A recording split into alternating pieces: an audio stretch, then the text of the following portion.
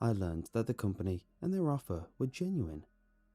Why they offered to pay that much, I didn't know, but damn could I use it.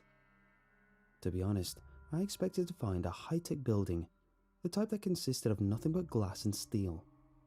The reality, as so often before, proved to be different. The moment I entered, the young woman behind the reception desk greeted me. "Welcome, may I help you? Are you here for the beta test?" Yes, I am. I handed her the invitation letter they had sent me, and after giving it a short look, she nodded. "Great, we still have a bit of time, so please have a seat in the waiting area over there." She pointed at the compact room to my left. There was nothing inside the room apart from a few lonely chairs. Everything here gave me the impression of being quickly put together. The walls were bleak and empty, almost sterile. Was this really the office of some high-tech company? I took out my phone and went to Magicom's website again to see if I'd somehow messed things up when I heard a door opening. A well-groomed man in an expensive-looking suit walked up to me. "Mr. Perlow, welcome to Magicom. It's a pleasure to finally meet you," he said and shook my hand. "My name is Gabriel Brandt. I am responsible for the beta test. We're stunned to have you with us," he said with a smile that was so typical to business people. He'd probably perfected it over many years. "Likewise. Now, just a question. How come you're paying that much money for a test like this?" His smile didn't waver for even a second, but I could see a slight squint of the eyes. "Let's discuss the details in my office. We've got quite a few things to talk about anyway." I thought about pressing the issue, but I might as well listen to the rest of his proposal. "Sure, lead on."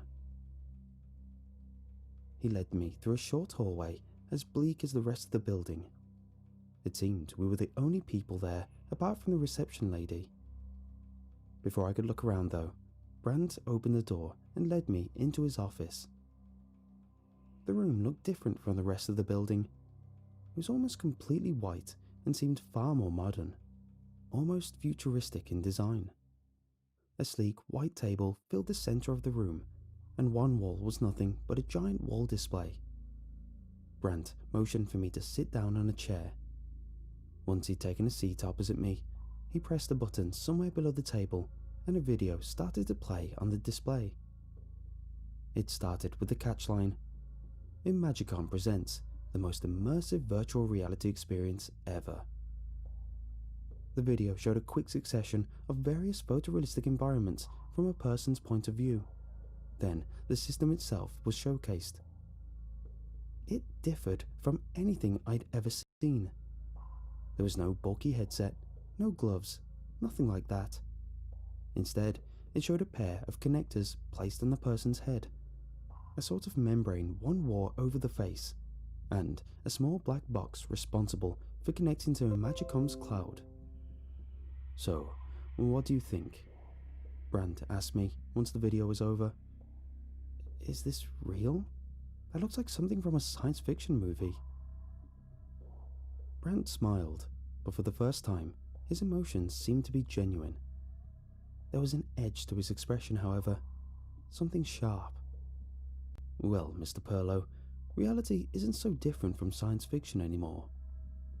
So, if this is a beta test, I'll get to use one of those things, right?" Somehow, I wasn't convinced. This seemed way too advanced. To be honest, I expected the video was nothing but a marketing ploy to get some investors.